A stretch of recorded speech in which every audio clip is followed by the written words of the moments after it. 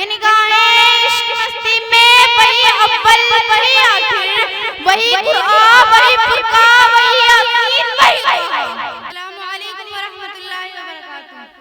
नहमदुहु व नुसल्ली अला रसूलिहिल करीम, अम्मा बाद, फअऊज़ु बिल्लाहि मिनश शैतानिर रजीम, बिस्मिल्लाहिर रहमानिर रहीम। मेरे अजीज साथियों, मेरी तकरीर का उन्वान है जिक्र हबीब सल्लल्लाहु अलैहि वसल्लम। जहाँ जिक्र हबीब होता है वहाँ खुदा भी करीब होता है, कि जहाँ जिक्र हबीब होता है वहाँ खुदा भी करीब होता है, और इनकी महफिलों में बैठने वाला बड़ा ही खुशनसीब होता है। जनाब सदर रब्बे कायनात ने अपना पूरा कुरान अपने प्यारे हबीब मोहम्मद सल्लल्लाहु अलैहि वसल्लम की शान में नाज़िल अता फरमा दिया।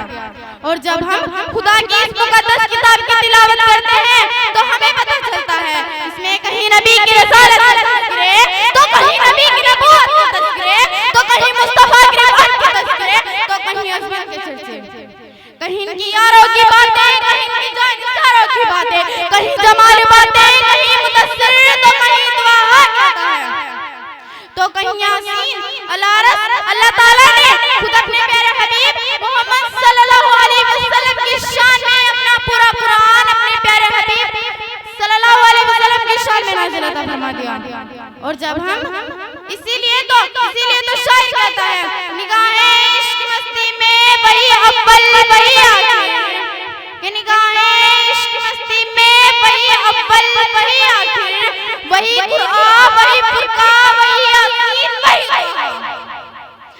जनाब सदर अल्लाह ताला ने खुद अपने प्यारे हबीब मोहम्मद सल्लल्लाहु अलैहि वसल्लम से इरशाद फरमाते हैं, क्या प्यारे ए प्यारे मोहब्बत का तज़किरा तो ये है, उल्फत की मांग तो ये है कि तू हमें चाहता रहे हम भी तुझे चाहते रहेंगे, तू हमसे प्यार करता रहे हम भी तुझसे प्यार करते रहेंगे, तू हमारी हम बयान कर हम तेरी नेमतें बयान करेंगे, तू हमारी तारीफ कर हम भी तेरी तारीफ करेंगे, और तू हमसे मांग के तो दे हम तुझे अता करेंगे। माशाअल्लाह। अरे मेरे प्यारे हबीब, ए मेरे प्यारे महबूब, तू ला इलाहा इल्लल्लाह पढ़कर हमारी खुदाई के डंके बजाता रहे, हम मोहम्मदुर रसूलुल्लाह पढ़कर तेरे मुस्तफा के डंके बजाते रहेंगे।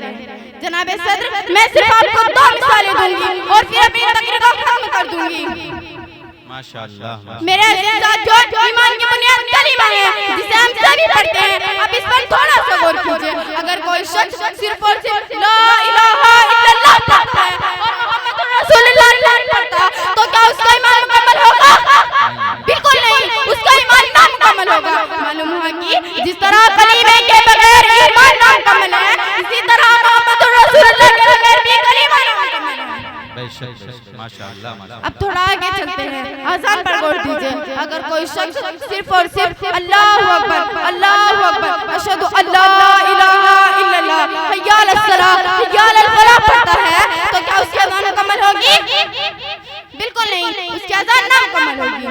अब थोड़ा आगे चलते हैं, नमाज पर गौर दीजिए। अगर कोई शख्स पाक साफ होकर मुसल्ले पर नमाज के लिए खड़ा हुआ, उसने सब कुछ कर लिया, उसने सना पढ़ ली, उसने तहफ्फुज़ तस्बीह भी पढ़ ली, उसने फातिहा सूरतुल इखलास भी किया, उसने सजदा भी किया, लेकिन तस्बीह नहीं पढ़ी, तो क्या उसकी नमाज मुकम्मल होगी? आप सब लोग बताइए, क्या उसकी नमाज मुकम्मल होगी?